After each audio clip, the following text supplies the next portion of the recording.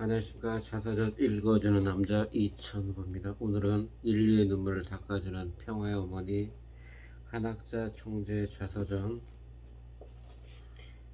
고아들을 누가 품어야 할까요 편 들려드리도록 하겠습니다.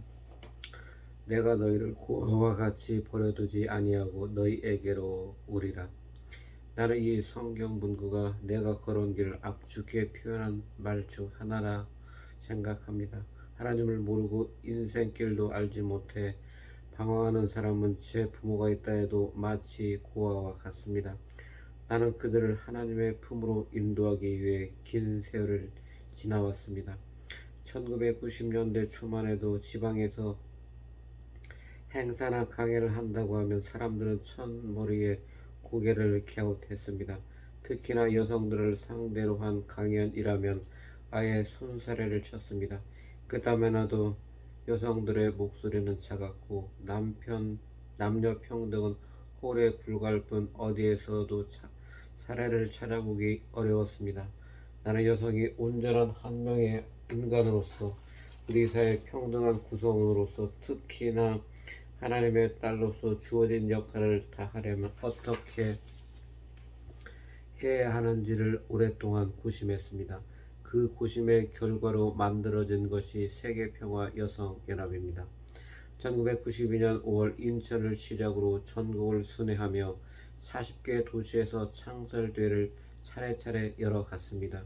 나는 대회에서 이상세계 주역이 될 여성을 주제로 강연을 했습니다. 대회를 열기 전에 사람들은 과연 몇 명이나 올까 걱정이 많았으나 가는 곳마다 인파로 가득 찼습니다. 대회 주제가 여성임에도 남성 또한 많이 참석해 내가 주장하는 여성시대가 펼쳐지고 있음을 깨닫게 되었습니다. 한국대회가 마무리되자 나는 다음 일정으로 일본을 잡았습니다. 이 말을 일본 여성들에게도 들려줘야 해요. 그렇긴 해도 한국어로 하면 원래 뜻이 잘 전달되지 않을 텐데요. 그럼 일본어로 하면 되죠. 연설문도 길고 일본어도 잘 모르시고 시일도 촉박하고 나는 사나흘 동안 연습해 연설문을 모두 일본어로 준비했습니다. 일본 도쿄돔에 5만여 명이 모였습니다. 일본 수도에서 내가 처음으로 일본말로 강의를 한다고 하니 역시나 사람들은 믿지 않았습니다. 심지어 집행부에서는 만약에 겨울을 대비해 무대 옆에 일본어를 유창하게 구사할 수 있는 간부를 대기시켜 놓았습니다. 그런데 내가 연단에 올라 입을 열자마자 일본 사람들은 너무 놀라 감탄사를 연발했습니다. 감격에 겨워 여러 차례 기립박수를 보냈습니다. 처음에는 어디선가 틀리겠지 어디가 틀릴까 기다리다가 내가 한마디 한마디 뚜렷하게 말할 때마다 놀라움에 사방에서 탄성이 터졌습니다. 나는 지치지 않고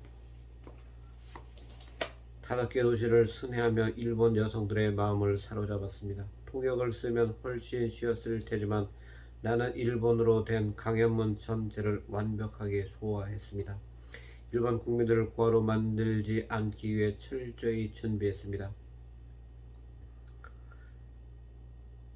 고아가 되어 하나님을 알지 못하고 있는 현실을 내가 일본말로 또박또박 일러주었습니다. 이제 미국으로 가야 해요.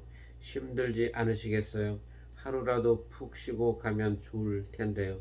나를 기다리고 있는 사람들이 많은데 내 몸 편하자고 쉬면 안 되지요. 태평양을 건너 미국 땅으로 들어가 8대 도시를 순회하면서 여성시대가 우리 곁에 다가왔음을 일깨워 주었습니다. 워싱턴에 모인 사람들은 내게 깊은 고마움을 표했습니다.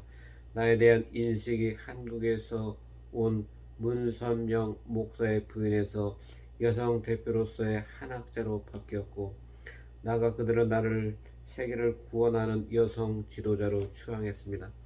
잊을 수 없는 것은 필리핀 대회였습니다. 전날 마닐라로 가기 위해 로스앤젤레스에서 비행기를 탔습니다. 잠시 눈을 붙였을 때 아기에게 젖을 먹이는 꿈을 꾸었습니다. 아주 또렷하게 예쁜 아기를 보며 꿈속에서 혼잣말을 했습니다. 내가 지금 아기를 낳을 아이는 아닌데 마닐라 공항에 도착하면서 그 꿈을 잊었는데 마침 그날이 가톨릭 기념일로 원죄 없이 잉태되신 동정 마리아 대축일이었습니다. 만일 시내에서 한 여성이 길을 걷다가 우연히 노랑저고를 입은 내 포스를 보았습니다. 순간 이분이 마리아의 사명을 하는 분이다라는 생각에 이끌려 자신도 모르게 대회장으로 들어왔습니다. 그녀는 내 연설을 듣고 감복해서 큰 소리로 외쳤습니다. 오늘처럼 성스러운 날에 필리핀 땅에 오신 저분이 진정 마리아이시다. 큰 어려움과 보람이 함께한 곳은 마지막 강연지 중국이었습니다. 개방정책이 어느 정도 진행되어 대회가 순조롭게 열릴 것이라 예상했으나 그러지 못했습니다. 처음에는 공산당이 불허했고 군부도 허락하지 않았습니다. 정치대회가 아니라고 설득하자 그러면 먼저 원고를 검열하겠다고 했습니다. 당에서 원고를 검열하는데 일주일이나 걸렸습니다. 이런 내용은 곤란합니다. 그들은 몇 번이나 회방을 놓았으나 나는 양보하지 않았습니다. 정치와 무관하게 여성이 대회 초점임을 강하게 내세우자 결국 저들도 허락하지 않을 수 없었습니다. 그때 덩 샤오핑 전 주석의 아들 덩푸팡은 장애인으로 50만 회원을 둔 중국 장애인협회 회장이었습니다. 대회 첫날 그곳 사람들이 우리를 초청해 환영회를 열어주었습니다. 체제와 이념을 떠나 서로를 격려하는 화합의 자리였습니다. 저녁에는 전국 부녀연합회에서 우리를 또 초청했습니다. 처음에는 잘 모르는 처지라 서로 어색했지만 곧 친구가 되어 즐겁게 노래를 부르며 화동의 시간을 가졌습니다. 그러나 환영회와 강연은 별개였습니다. 나는 처음에 원고 그대로 거침없이 강연을 했습니다. 공산국가에서 하나님이라는 말이 한 번도 아니고 수십 번이나 나오자 사람들은 놀라움을 금치 못했습니다. 나는 담담하고 담담했고 응당 그래야 된다고 생각했습니다. 베이징 인민대회당에서 그런 강연을 했다는 것 자체가 가히 혁명적인 일이었습니다. 그렇게 1992년 한 해 동안 세계 113곳에서 강연을 했습니다. 한국을 떠날 때 각 도시에 어울리는 옷을 여러 번 준비해 갔는데 돌아올 때는 한 벌도 없었습니다. 거의 1년 만에 집으로 돌아오자 문 총재는 수고했어요 라고 말하다가 문득 물었습니다. 그런데 결혼 반지는 어디 있어? 나는 내 손을 보았습니다. 일본으로 떠날 때 끼고 있었는데 없다는 것을 그제야 알았습니다.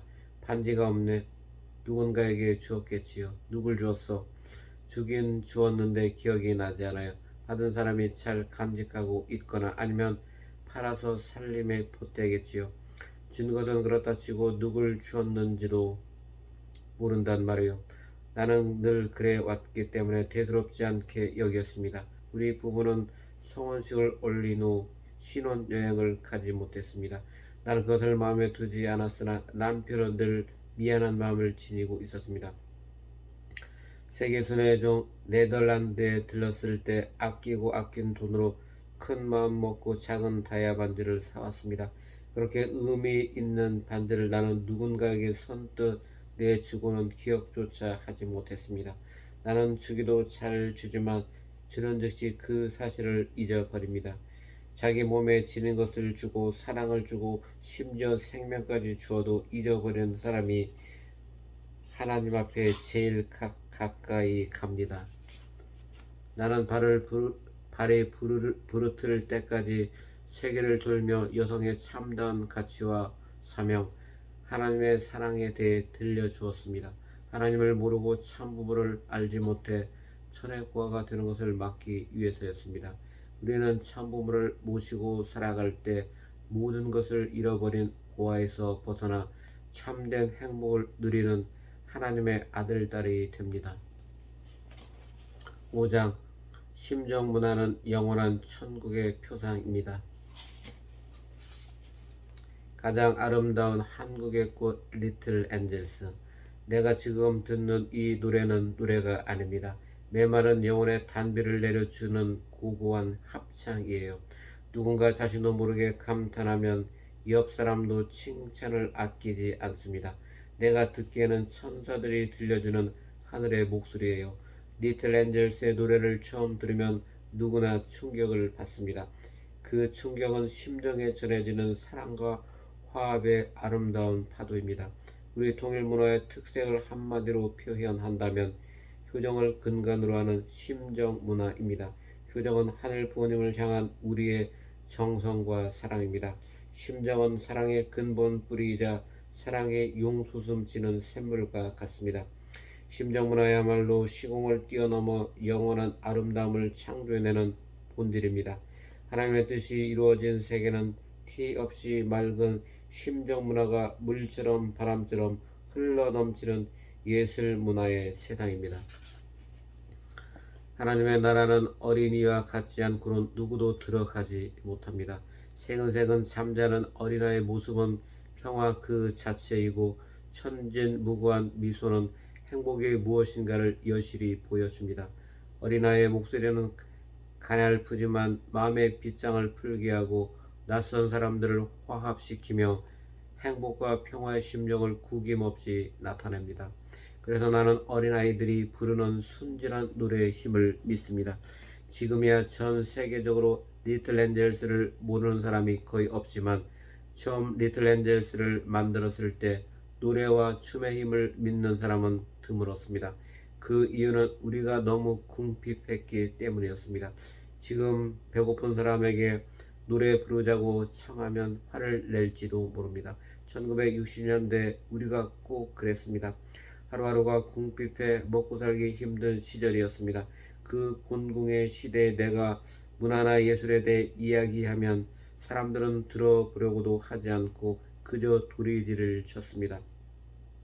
당장 먹고 살기도 힘든데 문화는 사치 아닙니까? 문화는 사치가 아닙니다. 우리 민족은 5,000년 전부터 문화를 가꾸고 삶 속에서 누려온 예술의 민족입니다. 한 민족의 문화는 독특함과 아름다움을 간직하고 있음에도 일제 가혹한 식민 지배와 한국 전쟁을 겪으면서 그 자리를 잠시 잃어버렸습니다. 가난한 한국인이 미개한 민족으로 세계인들에게 비춰질 수밖에 없었습니다. 심지어 한국인은 고유 글자가 없어 중국이나 일본 글자를 사용한다고 오해를 받기도 했습니다. 그 잘못된 인식에 나는 가슴이 아팠습니다. 또한 한국 전쟁 중에 이곳저곳 피란을 다니면서 예술가들이 가난으로 인해 재능을 발휘하지 못하는 모습을 적지 않게 보았습니다. 나 역시 학창 시절에 그림을 그리고 싶었으나 그 꿈을 이루지 못한 아쉬움도 마음 한편에 있었습니다. 그래서 내가 한국은 미개한 민족, 문화가 없는 민족이라는 잘못된 인식을 바로 잡아야겠다고 마음먹었습니다. 리틀 엔젤스는 그 결실 중의 하나였습니다.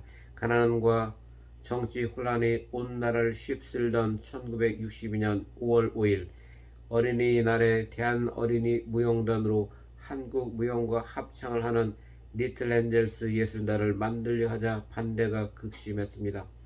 돈 걱정이 첫 번째였고 혹여 돈이 생기면 교회를 먼저 지어야 한다는 것이 두 번째였으며 합창단을 만들려면 어른 합창단이 더 좋지 않으냐는 것이 세 번째였습니다. 못할 이유가 세 가지가 아니라 10가지도 넘었겠지만 우리 부부의 뜻을 꺾지는 못했습니다. 어렵사리 예술단을 만들기는 했어도 연습할 곳이 없어 삼성동에 허물어진 창고를 하나 겨우 빌렸습니다.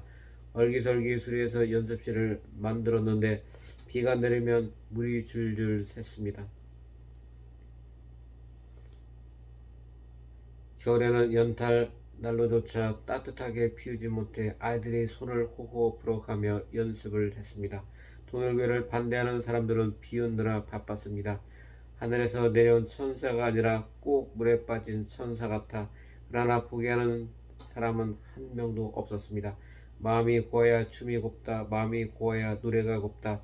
마음이 고와야 얼굴도 곱다라는 리틀 엔젤스의 신념을 가슴에 새기고 3년 동안 땀과 눈물로 얼룩진 맹훈련을 거듭했습니다. 훈련이 끝나자 태극기를 세계로라는 웅대한 구호와 함께 1965년 가을 첫 공연길에 올랐습니다.